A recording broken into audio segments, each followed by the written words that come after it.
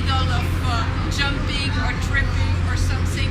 And so it makes like every scene's kind of a little movie clip. And the windows, because I have a lot of windows everywhere, they are not windows to look out, they are windows to look in. So in fact it's a way to go beyond the surface. And with those windows it's commentaries, and it's like a little balloon on comic strips, or like a tag in Facebook, or hypertext on text. So it's a way to see what are things made of. And the fact that the paper cutting is only one piece of material, everything is connected. So every window, it's a part of a greater ensemble. And so the composition is always juxtaposition. And another very important part of my work is words and books. So I love words and books for what they signify, for the cultural identities, and also for the unconscious, our relation to our places. And with the words, my mother tongue is French. I try to speak English every day. And I lived also in China, in Egypt, and in Mexico. So I learned all the languages of where I lived, more or less, and I don't master any of the languages. So that means I have to rely on non-verbal communication and really looking at body language. So I have a lot of observations on different situations and memory that go back into my work. And for the words also, I'm really looking at words, the etymology, their history, and what they have in common with other words. Of course, in French and English we have what we call the faux amis. It's like the false cognates, and it's word that's like nearly the same, but there are other meanings. So I'm very interested in like Oulipo games, word puns, slang, colloquialism, and also about all the meaning of Freudian slips. So it's all the different level of languages and books. So my pronunciation, it adds just another dimension to all those words, because it's just in between the spoken word and the written word. I hope you understand. And for the words, it leads me also to books. I love books. And the books, I have my work, I always speak about artist books. For two reasons, because my work is always narrative, so it's like always like storytelling. And the other reason, it's like the notion of artist book is broader and broader, so everything can be contained in books. And books are kind of like also a nomadic art.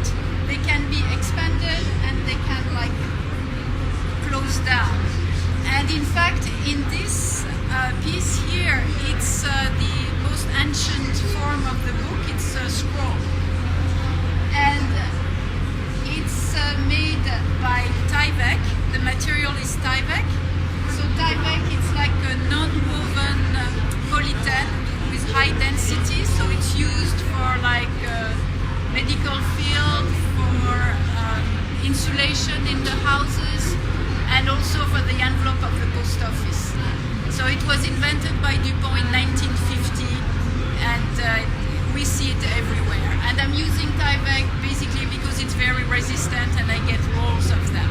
So there is a lot of different kind of Tyvek, and this one is black on one side and white on the other. So the inspiration for that piece came from the cult book of Italo Calvino, Invisible Cities. So Italo Calvino wrote Invisible Cities in 1972. And it's a fictive dialogue between Marco Polo and Kublai Khan, the Emperor of China. So Marco Polo relates the travel he made into the Emperor territories. And I took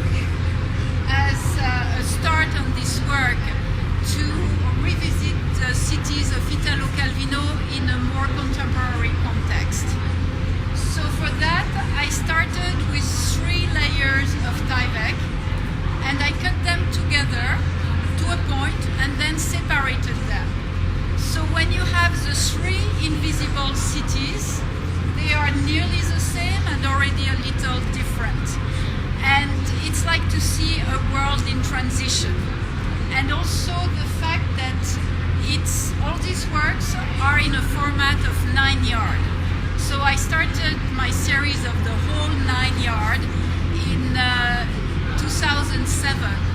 And what I was interested in to have enough real estate that I could really make a journey inside, so you can work and have a point of view that is monumental and also detailed. So it works on both aspects. And it makes a point of view also where you're an insider and outsider. You are constantly to change your focus from far or if you come closer. And for invisible cities, so it's one of those three cities here, and I worked on different perspectives. So on the top of the cities, I used a lot of depicting smaller city on the horizon, and that was to show the visible of the invisible, like the horizon line. And it gives also a pool to enter directly inside the image, so you can imagine what's beyond, and you can go straight in. And on the bottom of the work, it's like a linear motion. There is in fact a window with Marco Polo in Venezia, and then after you have this like long journey going through things, and you have Kublai Khan in Beijing on the other side. So you can really like travel inside the picture. And in